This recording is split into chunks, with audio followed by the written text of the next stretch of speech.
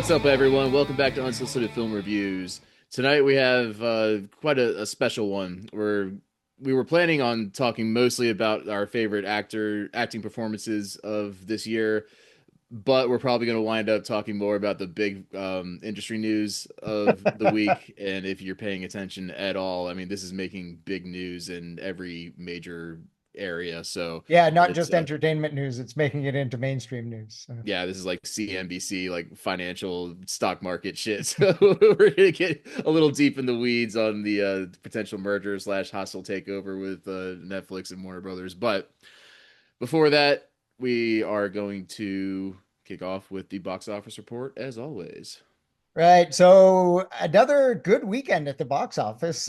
Coming in first place, we had Five Nights at Freddy's 2, which it was its first weekend. It made about 64 million for the weekend. It's about close to 120 million worldwide now, and this is on a $50 million budget. So if you're doing that in your first weekend, you're pretty much in the clear in terms of making a profit. So that's pretty good. Second place was Zootopia 2, which had another 43.4 million domestic. It's now at about 955 million worldwide, which means that it's very likely to pass 1 billion, which will make it only the third movie this year to cross that $1 billion threshold after Lilo and Stitch and Neja 2, which is by far the biggest box office movie of the year, although most people haven't heard of it because 98% of that box office, of 98% of its 1.8 billion was made in China. And I think only about 18 to 20 million in North America. So yeah, most people here won't know what that is, but it's by far the biggest box office hit. And then Lilo and Stitch and Zootopia 2 now possibly breaking 1 billion soon. Third place, Wicked for Good, another 17 million. It's up to 444 million worldwide, so it's also doing quite well. Fourth place, another new entry, one that you mentioned last week, another one that's going to be tough to say. Jujutsu Kaisen Execution. Of course, we're all familiar with that. It's made 10 million on the weekend, and it's about 40 million worldwide, which is kind of surprising that it's, about 25% of its haul is North America. But Hmm. No, everybody fucking loves anime now. it's true. It's true. Anime is making big inroads here. And then in fifth place, a holdover. Now you see me. Now you see me. Now you don't. Another 3.5 million on the weekend, and it's about 210 million worldwide. So it's done all right.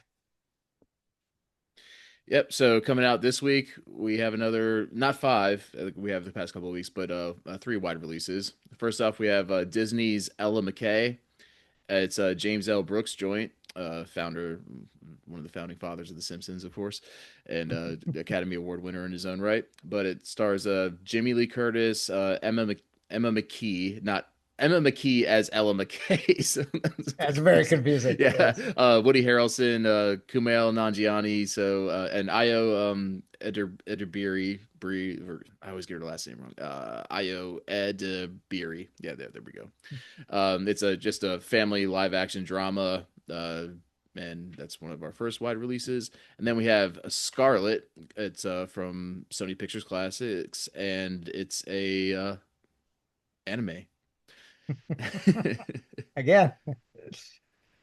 Then we have Silent Night, Deadly Night. It's a horror. It's a Christmas horror movie, and those always seem to do well because Has there the not been a movie with that title before?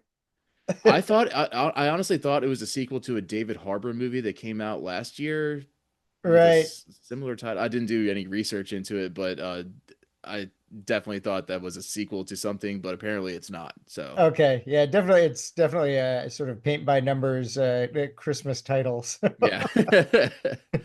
And so yeah, those are the three wide releases, and then there's also a re-release of How the Grinch Stole Christmas, of course, the Jim Carrey one, and The Shining as well. So very good. Counter programming there. Yeah, Yeah. exactly. Counter program. That's the word I was looking for. Yep. So those are the five this week, and so yeah.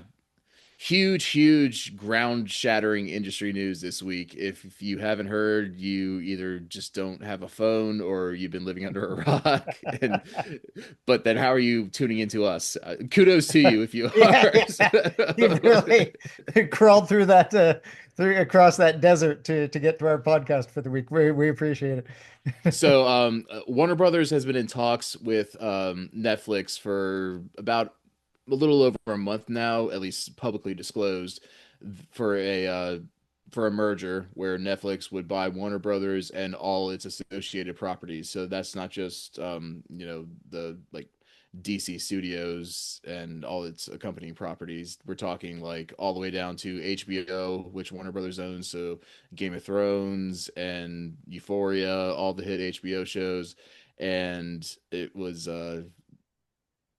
yeah, DC let's see Yeah, but although no, notably not all of it's because it is technically it's Warner Brothers Discovery, and what Netflix has no interest in the Discovery portion of that. So basically, what they're going to do, or the plan is to sever the company in half. And the Discovery part is the part that has all their cable channels, including cable news things like CNN and a bunch of those properties. This deal would not include that. Those could either be sold off to somebody else, or we're not quite sure what would happen with those. Netflix has no interest in that. yeah. So that was initially really alarming because, as we know, Netflix is streaming centric. I mean, Yes. that's their jam. That's what they made their bones on, and they are like the main enemy to theatrical releases.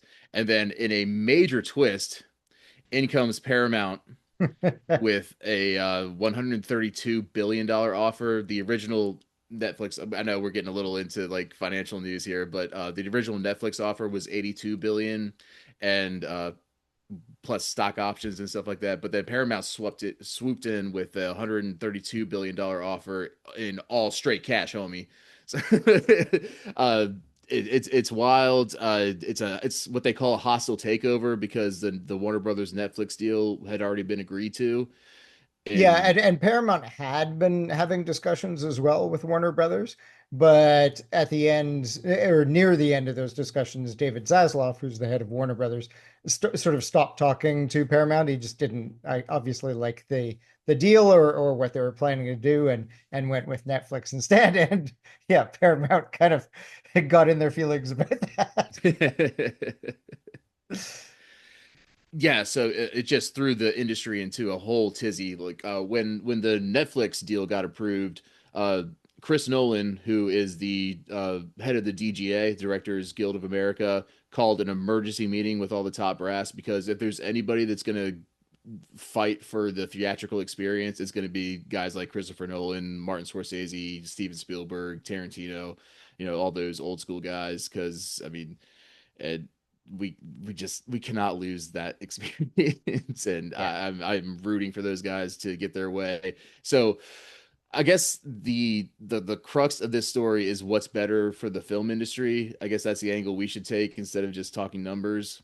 But I'm rooting for Paramount if this is just like a 1-2 thing. But you know, I'm an American. I'm all for capitalism, but the antitrust laws need to kick in at some point because this is getting dangerously close to monopoly territory.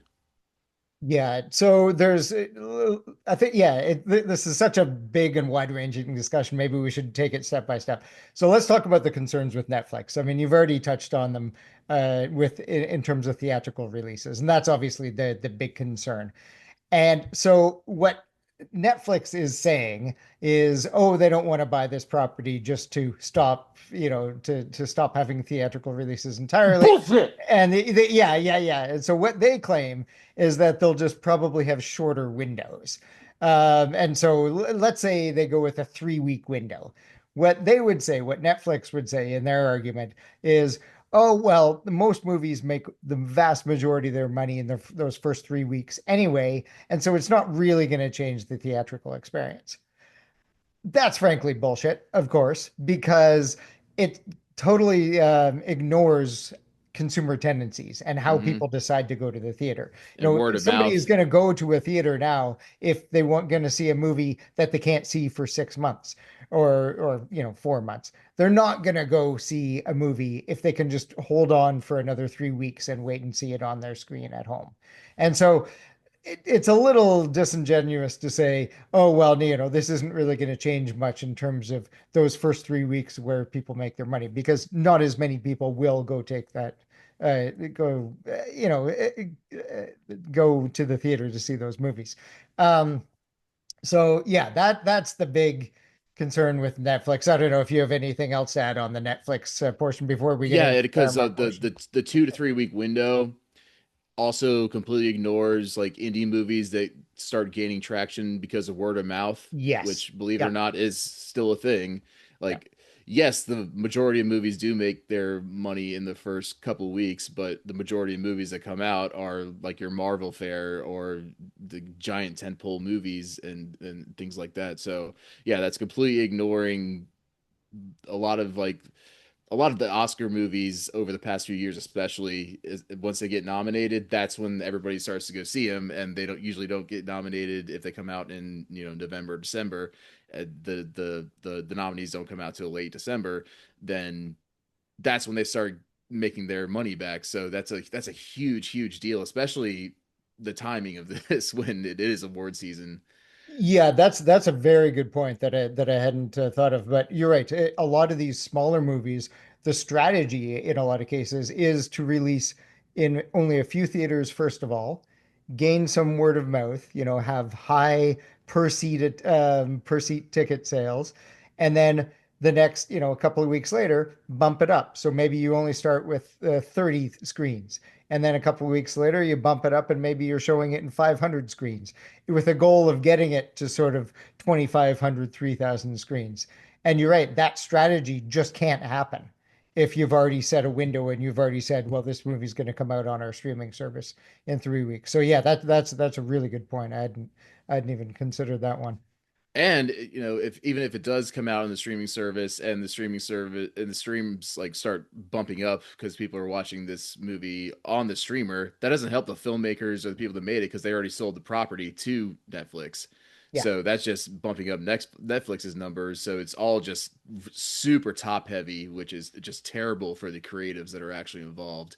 And one more thing about the Netflix deal is that they kind of coyly came out and said that they're going to attempt to hold to Warner Brothers' current model at least for another year or so. So they're like trying to have their cake and eat it too. Like, we all Yeah. know what their goal is. Their goal is Yeah. to just squash theaters and get everybody to just veg out on their couches for the rest of their lives.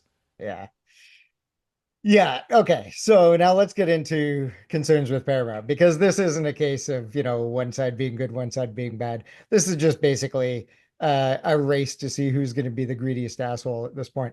My concerns with Paramount, let's start with the bid itself. This is an all cash bid. About a third of that amount that you're talking about comes from the sovereign wealth funds of Saudi Arabia, Abu Dhabi, and Qatar.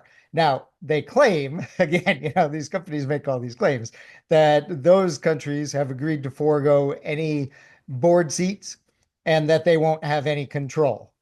Again, bullshit. Even if it's true that they don't have any board seats, they will absolutely have power. Of Anybody who has a course. third controlling interest of a company, if they threaten to remove that investment, tank the stock, they can control anything that they do. So, these are countries, some of them in particular, where, they're fond of dismembering and slaughtering and cutting up journalists who say things about their leaders that they don't like. So what is that going to do for artistic integrity if there's something in a so anyway, I've got a big concern about that. Um, the other concern is that in some ways there might be more duplication with Paramount. So it actually could result possibly in more job losses across Hollywood Mm. with a merger between Paramount and Warner Brothers than Netflix, which is a kind of, as you say, it's a different business model. Like notably, especially if our concern is what's going to happen to theatrical releases. When Disney bought 20th Century Fox, they made all the same noises, right? They said, "Oh no, this is great. We're going to keep them separate. These are two studios. They're going to run as two studios." Everybody at the time knew that this was bullshit. I don't think people realized just how much bullshit it was, because it's turned out that since that purchase or that merger has happened, there's been about a 40% decrease in theatrical releases coming out of those Disney and 20th Century Fox productions. I mean, that's major. Hmm. And so if that happens, something similar happens again, which it probably would with Warner Brothers and Paramount, then we're already cutting down. So either way, it's just kind of a shit sandwich no matter which way we look for creatives in Hollywood. Um, yeah. So anyway, I've got another point, but your concerns with the Paramount bit, if you've got anything to add on that. Yeah, I mean, it reminds me of most American elections. It's like the lesser of two evils at this point. And but like I said, there is this, we do have antitrust laws in place, and how many studios, especially like Warner, we're talking about Warner Brothers. Like this is legacy. Like we didn't even get into that at all. Like this is Yes. Yeah. this is one of the oldest, most prestigious studios in Hollywood history, Yeah. and it's just getting swallowed up by this gargantuan blob that is becoming. It seems like it's just becoming one thing, and what all entertainment's just going to be controlled by Paramount and Netflix. Yeah. Like, And Disney's still holding out. Disney used to be the big guy. They're not anymore now. no, and yeah, it's really it's sad. It Yeah. is. I mean, to see Warner Brothers go down that line is really sad. I mean, all the theme parks, and you just think about the wide ranging, uh, just cultural influence Warner Brothers has had over these last 100 years or so. It Yeah, and sucks. me and you went to school right across the street from the iconic Warner Brothers water tower and everything, and just to think about something with that kind of legacy just being, yeah, just destroyed and dismantled is it's really tough. Yeah.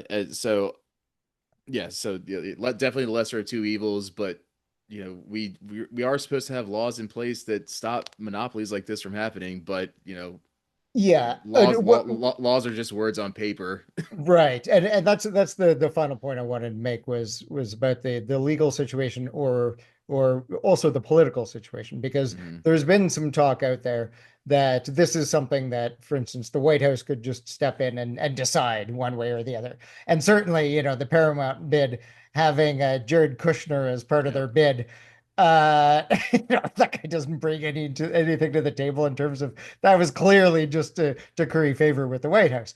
Yep. But it's not so black and white, right? Because this isn't a deal, the Netflix deal doesn't include any sort of cable providers or anything like that. It's not something where the FCC has a final ruling to make. The FCC can't decide to allow this, or basically, it's not their decision. So if it comes down to anything, it would have to be the Justice Department seeking an injunction from a judge and presenting a case from the judge. So it isn't as black and white as if, the White House has as a total veto, or they can make the decision.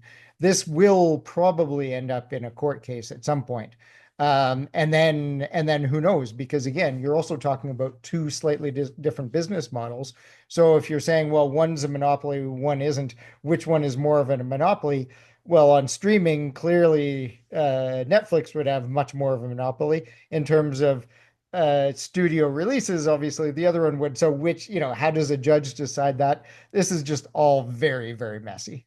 Yeah, it's a highly complicated, very multi-tiered situation, and I think the movie going public is going to suffer either way. I just think Yeah.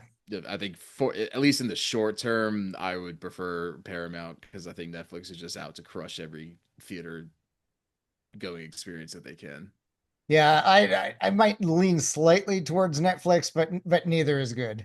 And that's probably more my you know my political concerns about getting into business with Middle Eastern dictators. But that's a whole other issue. Yeah, no, nothing's going down easy here. No, It's it very, really very is. bad. Plus, no matter what, we're losing Warner Brothers as we know it. Yeah, yeah, yeah. As you say, yeah, just that legacy. It's just so disheartening. So I'm ready for a festive holiday drink after that Yeah, time. We're doing our drink break early today because it's hot and it's got to be our first hot drink. Yeah, I for think so. sure. Yeah, yeah. Because Sure. normally I have my little cooler here that I bring up beside me Yeah, with my ice. Instead, I've got something on the stove, and so while you explain what it is, I've got to run down and get it. go for it. Okay, so we're doing a twist on hard apple cider that I kind of just came up with on the fly. If you remember, we had this honey liqueur a couple of weeks ago in a drink, and I was just thinking of ways to kind of just get rid of the bottle. So I don't have a demonstration here because I don't have a stove next to me. But what you do is you pour apple cider into a pot on the stove. You pour Captain Morgan or any kind of spice rum, but Captain Morgan is preferable. I have the 100 proof just because it's stronger and you don't want to boil off the alcohol. So you pour the cider in, you simmer it, wait till it starts steaming. You pour the Captain Morgan in. You definitely don't want to boil it, so do not get it above a simmer because as soon as you start boiling it, the alcohol burns off, and then what's the fucking point? It just tastes like shit. So you put the after that, after you stir the Captain Morgan in, you wait for that to steam again. Again, do not boil that shit, and then you pour the honey liqueur in, mix it all up. I have a little festive glass. My mom actually hand painted this in like the late '90s, and it's still holding good. So Oh wow. Oh, that's great. Yeah, I didn't have a festive glass. I just went with a mug. And we were Homer talking about Simpson. Simpsons earlier. I've just got my little Homer mug. So I have a cinnamon stick here. You want to just put that in the glass, Happy Homer. And oh, and then I just prepared mine in a thermos. Oh, good. That's still hot and steaming. All right, yeah. oh, pour that honey liqueur in there. Very, Okay. very tasty. Yeah, so that's my little twist on hard apple cider. That is perfect for today. Oh Here yeah. up in Toronto today, it was about -5, -8. That's Celsius. So yeah, yeah, Woo yeah. boy. Celsius, what does that work out to in Fahrenheit? About 20 or something. In Yeah. any case, so snow and it's cold, so nice warm drink like this is just perfect. Plus, we both have a little bit of a tickle in our throats. Hmm. It's that time of year. Things are going around. Everybody's catching shit from everybody else. So Yeah, yeah, the honey liqueur and the cider really soothes the throat. yeah, this is great. Mm. Yeah. So initially, we were always going to talk about that merger, but there was such a huge twist, curveball that came in at the final minute. We're like, we have to address this. So sorry if that was like super inside baseball because it definitely was. But okay, now for the fun part. We're gonna get Yeah, into hopefully people found that at least interesting, or as interesting as maybe not quite as interesting as we did, but hopefully people found that somewhat interesting and maybe clarified some of the issues and concerns. So now we're going to get into some of our favorite performances in film over the past year. Obviously, the year's not done yet. Some of the Oscar films we haven't been able to see yet, and Golden Globe nominees just came out, so still a lot of work to do. But this is kind of our initial list. The way we chose this is we each picked three of our favorite supporting actors and three of our favorite lead actors. So we'll start out with supporting, and there was some crossover. We didn't just Yeah. have our own like renegade lists, so we collaborated a little bit. But so Yeah, and also this is just regardless of gender, so we've got actors and actresses mixed in with here. And also we're just calling these some of our favorites because it's sort of hard to rank some of these acting performances. These are just some of the ones that we thought were the best or stood out to us throughout the year. yeah, we'll get into the Golden Globes as they approach, and we'll get into the Oscars, and once that goes, and then we can get into the rankings and stuff like that. But we Yeah. thought just throw this out because some of these guys didn't get nominated and some did. So anyway, so we'll start out with Sean Penn from One Battle After Another. And Oh, spoiler free, by the way, on all these movies, so don't have to worry about that.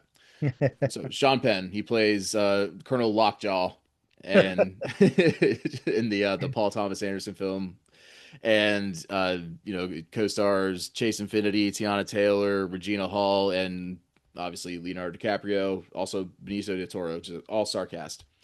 And but Sean Penn really shined in a way that I haven't seen him do in quite some time. Maybe even all the way back to Mystic River, if I'm just off the top of my head remembering correctly.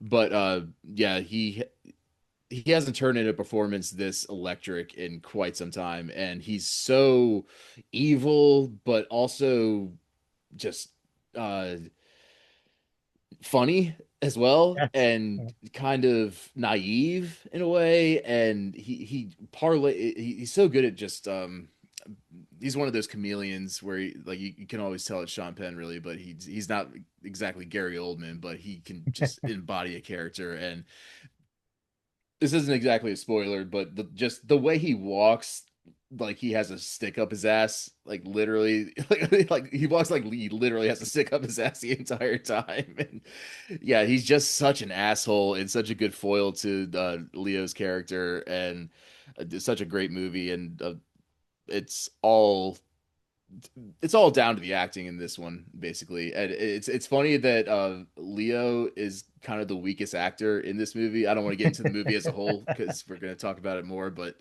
just as a comparison, I think Sean Penn outshines most of the cast here. Yeah, he isn't the only one we're going to talk about from this movie.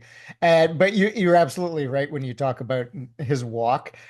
My note is on this that it's just such an amazing physical performance. I mean, obviously he got himself jacked, and so there's that part of it too. But just you talked about the way he walked tells us so much about the character because he's got a bit of a limp, so he's a soldier. There's battle injury. There's some battles past, right? But then, as you say, it's sort of very stiff and upright and repressed, and like even just the physical motion of his character tells us so much about the character. It's just a great creation of a character, and that's the kind of thing that great actors can do, right? They can take what's written on a page and then just elevate it even more by their performance, and that's certainly something that Sean Penn did in this role. Yep. All right, next up for supporting, I've got Paul Mescal from Hamnet. So in this performance, he plays. It shouldn't be too much of a spoiler. It isn't really a spoiler. He plays Shakespeare. He plays William Shakespeare. But if you're watching the movie, his name isn't really given until like long ways into the movie, almost near the end of the movie. And I just thought it was a very good performance, though. I didn't love him in Gladiator 2. Actually, I didn't really like him at all in Gladiator 2. So seeing him in this and then some of the other things he's done, it's clear that he's just much better at smaller dramas and maybe should stay away from the big blockbusters like this, All of Us Strangers. Some of these smaller roles he's had, he really knocks it out of the park. And basically, in this one, he's playing a character who just has a really hard time expressing his true feelings except through his art. Mhm. So I don't want to, again, spoiler, we're going to stay away from spoilers. I don't want to give away too much. But he's somebody who goes through this experience with his wife, and they just can't really communicate in the proper way until the end. And it's just a very sort of subtle performance from him. And because it takes a lot for an actor to play somebody who can't quite express feelings and emotion properly. And so you can see that. You can see him holding it in. You can see him struggling with what to say and saying the wrong things and doing the wrong things. It's just a really good performance. Interesting. Yeah, one of my I haven't been able to go out and see this yet, but so yeah, one of my main notes was also about Gladiator 2. So I was like, okay, so Yeah, this guy can actually act. he Okay, can. He can that's good. definitely act. That's Yeah. good to know because that just goes to show how shitty the material in Gladiator 2 was. So yeah, that's good to know. And you've given it nothing but rave reviews, and I'm definitely going to see it. I just haven't had Yeah, a you chance have to yet. see this movie. It's Yeah, really good. especially Shakespeare, arts and playwrights and blah blah. Yeah, so Yeah. again, no spoilers, but is he married to Anne Hathaway in the movie? Not the actress, but the Her name isn't Anne Hathaway in the movie, okay, okay, but it's basically Anne Hathaway. But yeah, it's very confusing. not important. Okay, Yeah, and yeah. historically, Anne Hathaway may not have actually been her name. It's all very, yeah, who knows? Well, the mythology around Shakespeare is so interesting, Yeah, so yeah, you can kind of play catch as catch can with that. yeah. Okay, and then we have another one battle after another, and that is Chase Infinity, who I had never heard of before this movie came Yeah, me out, neither. and she was electric in her like mainstream debut, I guess I would say. Uh, she plays that's not a spoiler. She plays Leonardo DiCaprio's daughter, Mhm. and basically the whole movie is him trying to rescue her from this. He's like a paramilitary. No, Yeah, revolutionary. yeah. He's like a communist revolutionary, and he's trying to save her from the military, basically.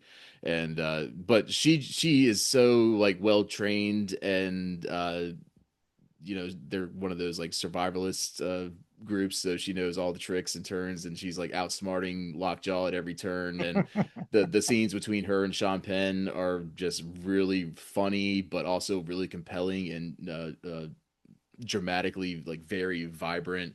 And like the fact that she's able to hold her own against all these Oscar winners is very impressive, especially with her young age and, from what I understand, a lack of major acting experience. Hmm. Yeah, as you say, I mean, this movie, the movie is kind of about her. Like she Mm, isn't the protagonist, and it's not, it's definitely a supporting performance. But DiCaprio's character, the movie is really, in my mind, about him finding how he can allow her to find her own path, hmm and choose her own form of rebellion and figure that out for herself and overcome his limitations of what he thinks a rebellion should look like, right? Like, and so it's kind of about her, and so her acting throughout this movie, she has to embody that journey of self-discovery as this character is trying to find her own way through as a revolutionary. And as you say, yeah, she just really knocks it out of the park and holds her own and does that kind of journey very well, because at times she's very kind of self-assured, and as you say, like, pulling one over on the people who are following her. And in other cases, she is still kind of a naive kid, right? And she straddles that line very well, I find. hmm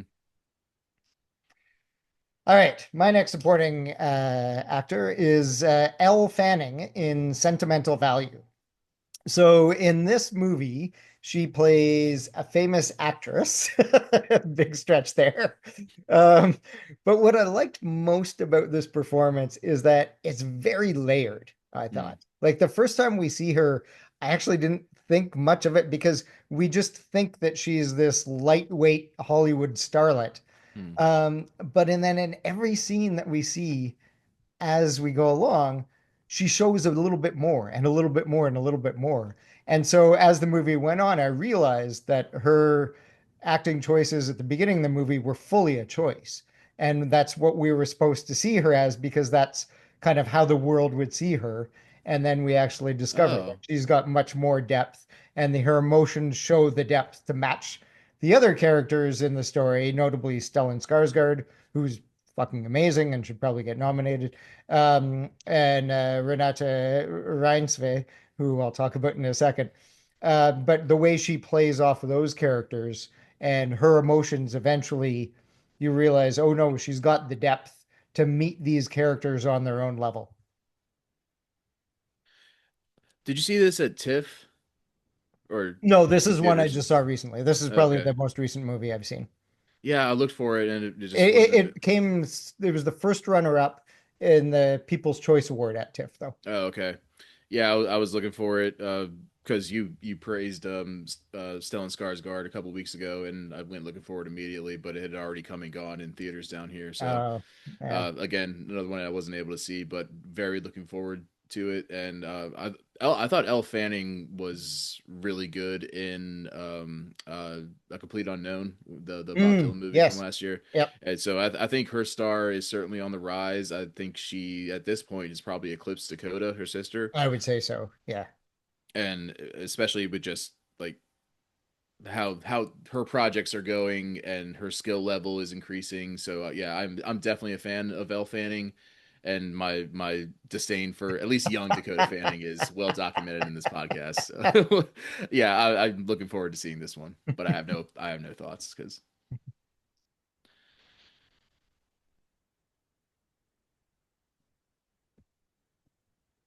Hailee. right.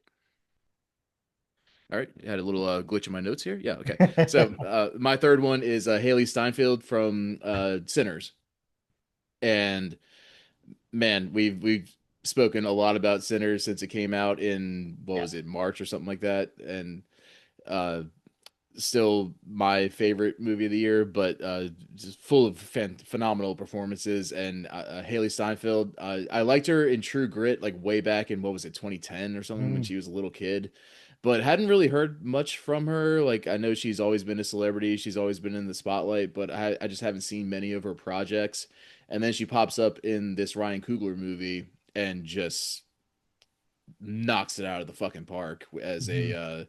as a girl who can pass, quote unquote, which just means you like a mixed race black woman that can pass as a white person back in the antebellum South, and the girlfriend of, I forgot if it's one Michael B. Jordan or the other. It's one of the Michael B. Jordans in the movie. But yeah, again, with those spoilers, she is just takes over the screen in a movie full of phenomenal performances, much like Chase Infinity in One Battle After Another. Yeah, she's kind of as you say, like she can pass, but she definitely looks very, very, very White. white. I mean, Yeah. obviously she is white.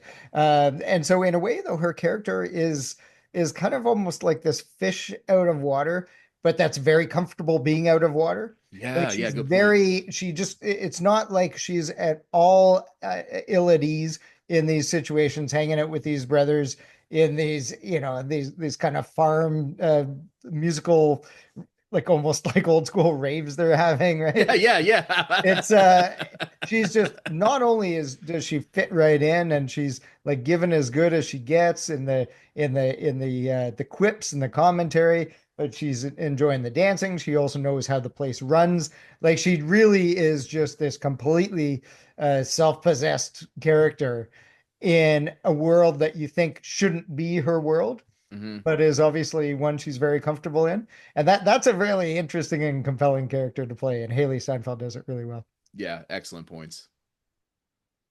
All right, next up, we've got yet another, our third character from One Battle After Another, and that's Teyana Taylor. And her performance in this, she's just an absolute force every time she's on the screen.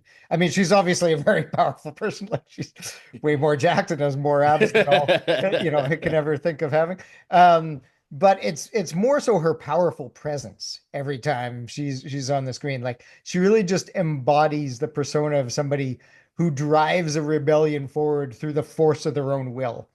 And it's just every scene is like that. It's just like she is the dominating force of this rebellion, and everybody else is kind of in her orbit, including Leo's character, who's just, he's got his own skills and his things, but he's really there for her. Like she's Mm. the one who's kind of making things happen.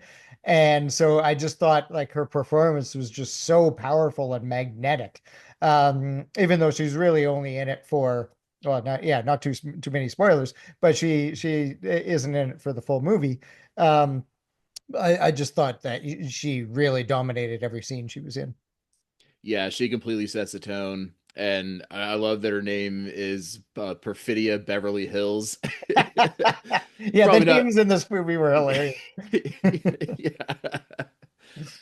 but yeah, she completely owns the entire first act. Like it is all her, and DiCaprio is just kind of like this simp white guy that's just so entranced by this powerful black woman. But as you said, Yeah. like these washboard abs that anybody would kill for.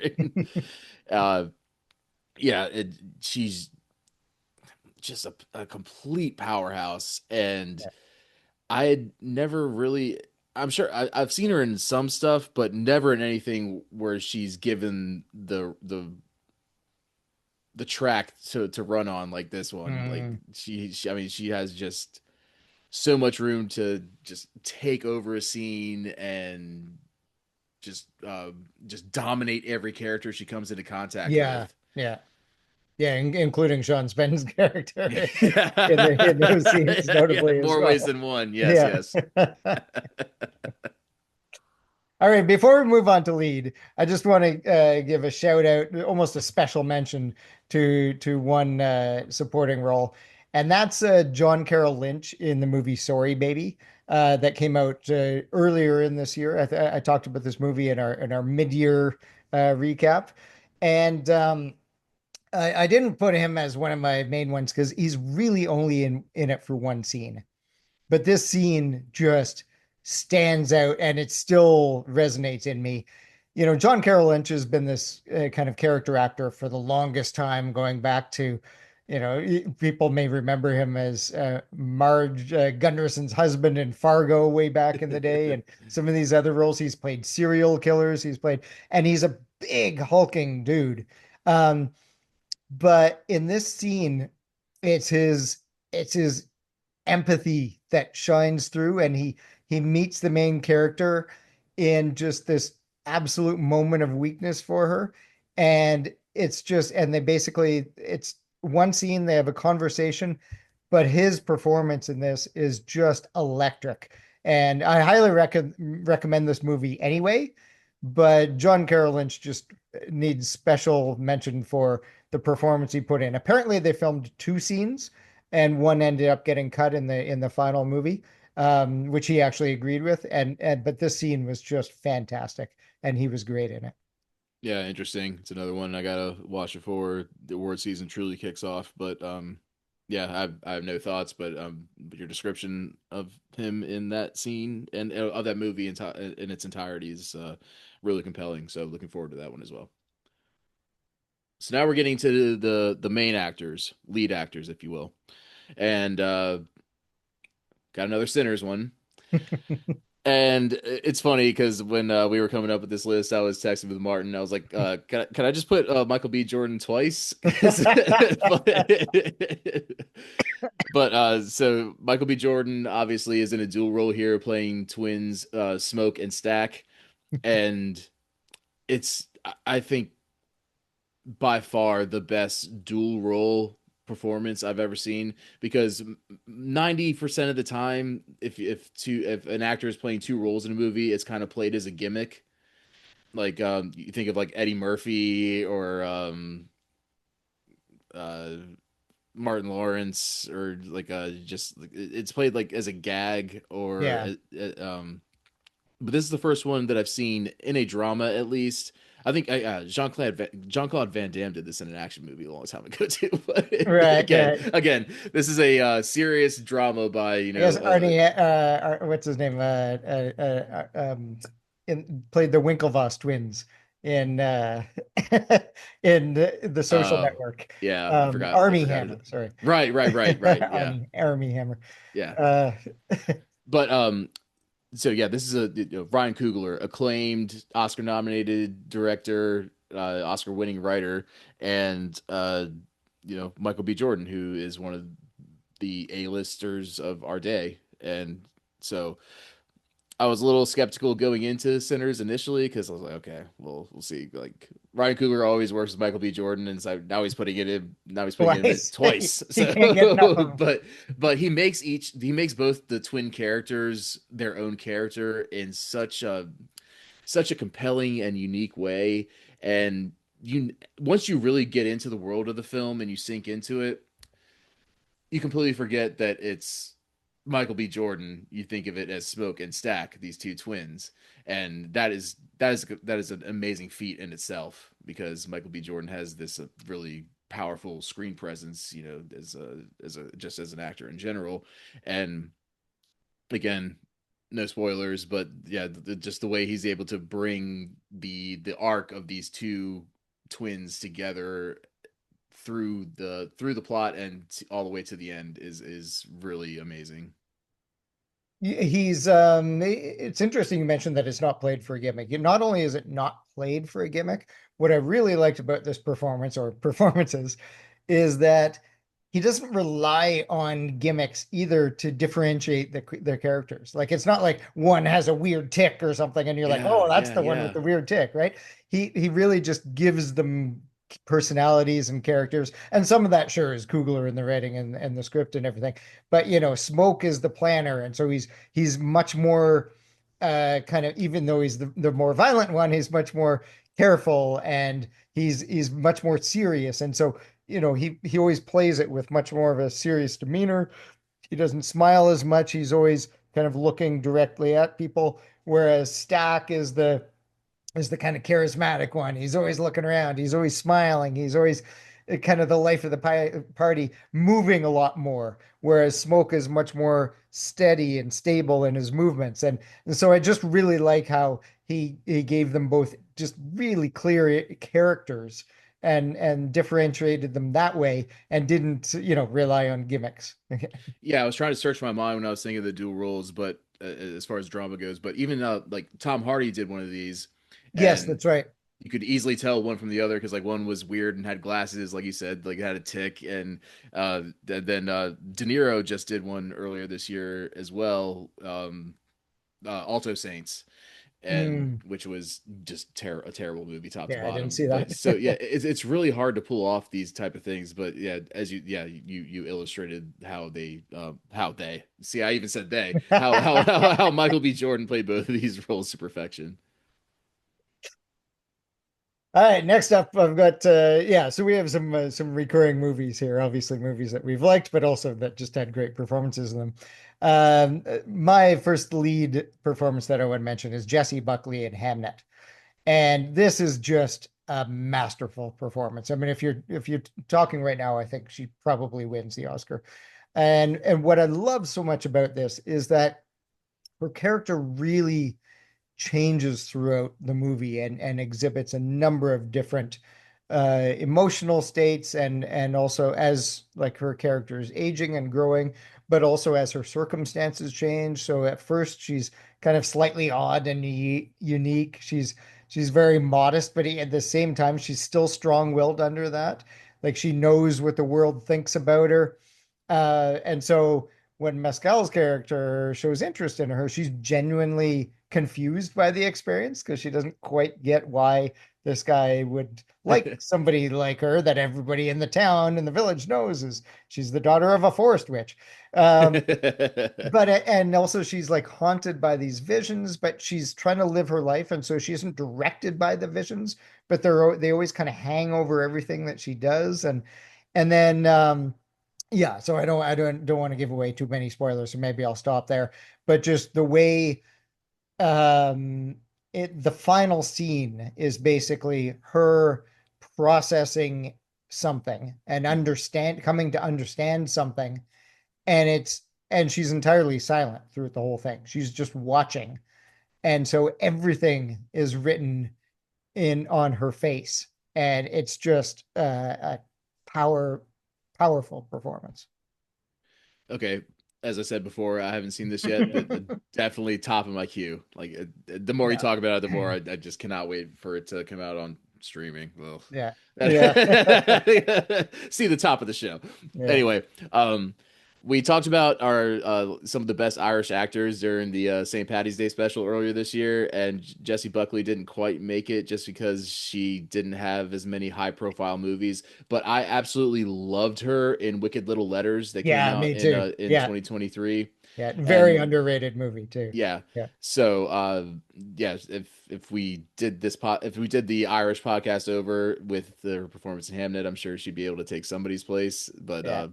And I'm very I'm really looking forward to, like, I'm sure she'll be nominated, and I'm also really looking forward to just the nomination season for her, because if you've ever seen her interviewed, she is just like a bright light. She like laughs all the time. She's just always got this wide smile. She's very, very different from her character in this movie. And so she's just a delight. And so I can't wait for her sort of press tour if she gets nominated for this movie. Yeah, she's her next project is kind of a spin-off of The Bride of Frankenstein. It's just called The Bride, and she plays a woman who's brought back from the dead by Dr. Frankenstein type. It's not exactly a remake, but should be interesting. Whoa, that transitions well, What a doesn't segue. it?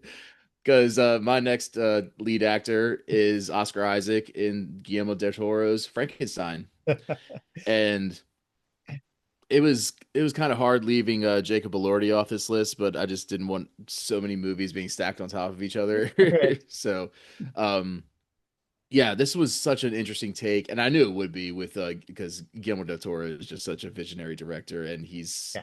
so good at monster movies, like maybe the modern day best at just straight ahead monster movies, because he's always telling you the story from the perspective of said monster, and just being so empathetic towards, like, if you look at the Shape of Water that Mhm. he won the Oscar for, he's always just, And Pan's the Labyrinth, yeah, back to his early days. Yeah. yeah, he's just always telling the story through such an empathetic lens towards people that are different, or people that are like actually monsters. And I thought but so that's why it was hard to leave Jacob Elordi off, because he is the emotional heart of the story. But Oscar Isaac was just so charismatic in this role. He was just so off the wall, and so like I know Frankenstein's been done so many goddamn times, but the only reason I was excited about this is because I saw that it was Guillermo del Toro, and I knew he wouldn't just take a random money grab Yeah. at doing a Frankenstein movie, and it certainly was not that. It was very, very original. Well, original in the way that you can make a story that's 150 years old original. He tried different things. There were different camera techniques. It was still gothic horror for sure, but Yeah. that's his thing. But yeah, Oscar Isaac, he was able to just draw you into this world and make you forget that you're just watching another Frankenstein movie, because it seemed original in a way. It's kind of hard to explain because it is Guillermo del Toro and his movies are so off the wall. But Oscar Isaac did a bang up job as Dr. Frankenstein. He did. And the talk about, exhibiting every emotion or every emotional state possible in the span of one movie, right? Like at first his character is this very confident to the point of arrogance. He's this arrogant doctor who just thinks that he's right about everything. And then curiosity becomes this drive to succeed and change things, which turns into an obsession. So you see that, and then that turns into like anger and despair when he doesn't think that it's gone his way, and how he's just a dick to everybody around him when that happens. And then, of course, when everything goes wrong, and that's not that much of a spoiler. Anybody knows the story of Frankenstein. Like his, And they lived happily ever after. yeah, yeah. But all of that turning into just like absolute remorse by the end. Like he just, yeah, Oscar Isaac runs the gamut, and all of these emotions are throughout this movie. It's pretty incredible that he's got that kind of range in one movie. Hmm. All right, my next one is Renate Reinsve. I think I'm saying that fairly correctly. I looked it up, in Sentimental Value. And look, I mentioned this movie already with Elle Fanning. Everybody in this movie is great. Stellan Skarsgård, Elle Fanning, the other sort of supporting actress, the one who plays Reinsve's sister, Inga Ibsdotter Lilias. Like, the director Joaquin Trier really knows how to get the best out of his actors, obviously, because everybody's fantastic in this. But the standout performance out of all of them is definitely by Reinsve. She plays this woman who's kind of perpetually on the edge of a breakdown, but with, she's got massive unresolved issues towards her parents, especially her father. And but, at times that also manifests itself as just this unbelievable talent as an actress to convey emotion. She plays a stage actress in this movie. And just again, without giving away too much, I don't think I've rarely seen somebody who's able to portray both love and hate in the same moments Hmm. as she does in this movie. A lot of the times in the scenes towards her father, who's played by Stellan Skarsgård. Hmm. Sometimes in the same look that she's giving him, you see both the love and hate. It's just spectacular stuff. It's just an unbelievable performance in my view. Yeah. Okay. Well, I'm sold. Yeah. Yeah, Again, definitely Hamnet and Sentimental Value are the two you should watch. definitely will. Yeah. Have no opinions on it, and I don't think I've ever seen her in anything else. Does she have any notable other credits that we should know? Nothing that I had ever seen her in Okay. it. All right. Yeah. So let's kick her off then. All right. Next up, we have The Rock. Surprisingly, Dwayne. as no, no, never Dwayne. Nope. Not on this show. So yeah, Dwayne The Rock Johnson as a UFC fighter. Well, he's basically a pioneer of mixed martial arts because the UFC wasn't around yet. But he plays Mark Kerr, and who is the eponymous Smashing Machine. It's based on a true story, and so biographical drama, and just I've never seen The Rock capital A act Yeah. before, and with the makeup and prosthetics and just the commitment to the role, I can tell that he's actually ready to go down that road because he's not going to be this size forever. No, So he couldn't be. excuse me. So if he wants to have any kind of future in the movie business, he was gonna actually have to learn how to act. And Benny Safdie is an amazing director, and he got everything he could out of The Rock. And it deals with addiction, and it's basically the tale as old as time. A fighter who is past his prime, but he wants that one last prize fight, and he's self-destructive, painkillers, terrible at relationships because he puts the fight before everything else, and everything has to be a fight. And I also almost wanted to put Emily Blunt on this list too, but again, I Mm, didn't want to just put the same movies with two yeah, different yeah. actors because their chemistry is amazing. And it's funny to say, but I thought they had really good chemistry in Jungle Cruise, the Disney movie that came out a couple years ago based on the ride, which is a completely different tone. But I, Yes, I thought very they different had tone. I thought they had really good comedic chemistry, and Emily Blunt is amazing in everything she does. Yeah. So I kind of want to give the spotlight to a couple of the lesser known people that are coming up, and Emily Blunt has her flowers, and she will continue to receive her flowers. Yeah. But yeah, The Rock was just unrecognizable in this movie, and it's funny. Sorry. It's funny because he's been the highest grossing movie star over the past decade, and that's just based on his brand and his persona and his face. And he basically plays the same guy in every movie, just oh, look at my pecs, raise the eyebrow, and just be the charismatic guy that he was when he was in WWE. But this is just a complete left turn. And while the movie was a total bomb, I really respect him for stepping out of his comfort zone and doing something that we've never seen him do, and actually he nailing it. Because I mean, if he would have done this and it would have sucked, man, that would have been a huge blow to his career. Yeah. But he pulled it off, and I think while it did lose a lot of money, it's gonna pay off for him down the road. I agree completely. Yeah, this is I honestly I didn't know that he had this in him, this kind of acting. Like as you say, he legitimately became Mark Kerr in this movie. It was very impressive. This was one that I saw at TIFF. I also saw Frankenstein at TIFF, and I didn't see it the first night. I saw it the second night, which meant that The Rock wasn't he was there for the Q&A and the big Hmm. stuff the first night. By the second night, it was only Safdie. But in a way, that was almost better because then Safdie could explain what he was thinking behind the movie and give some. It was one of the best Q&A sessions I've ever been to in terms of his insight into the movie, but also into The Rock's performance. And really, it's a very subtle performance, and what I like about it, it's interesting. As you say, this movie didn't do well. I think I like this movie a lot more than a lot of people. I thought it was actually really good, and when I realized what it was about, that's when I actually started to appreciate it more. And really, what it's about, it's not about all the kind of surface level stuff, the wrestling, the whatever, or not the wrestling, the fighting. It's really about a guy trying to find his own place in the world. Yeah. And so you see The Rock being this character who can convey both this absolute raw brutality at the same time that it's in this weird package of this guy who's otherwise very soft spoken and polite and kind of naive and just really interesting.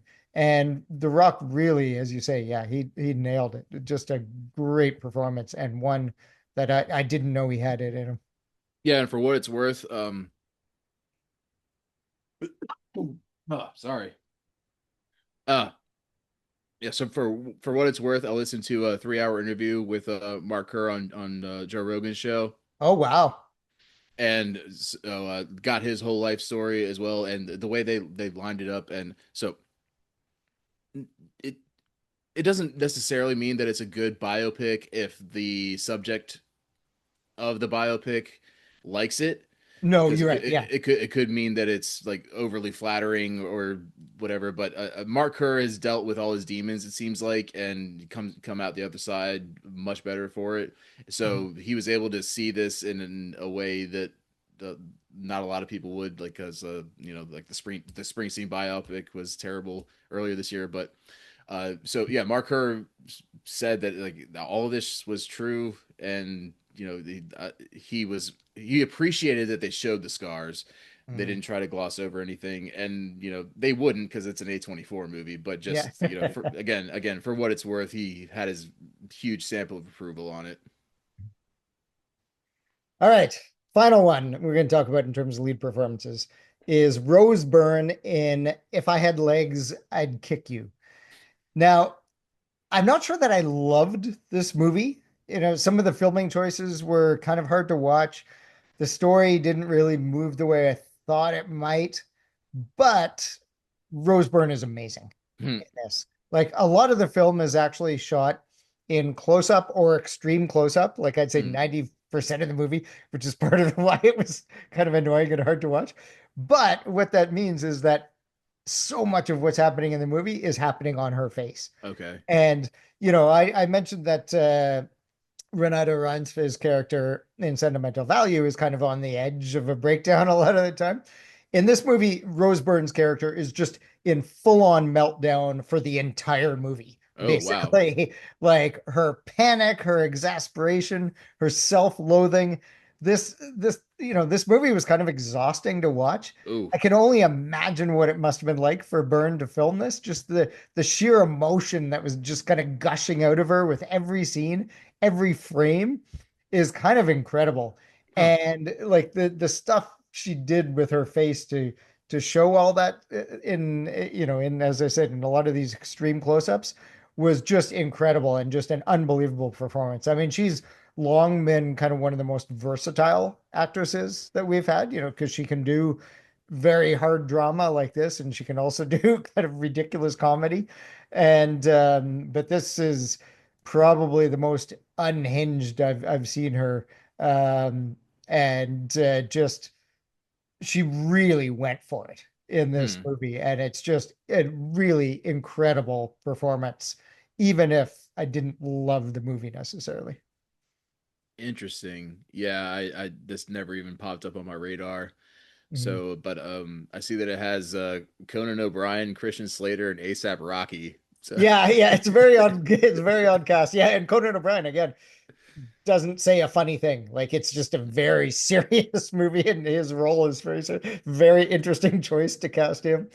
interesting. Yeah.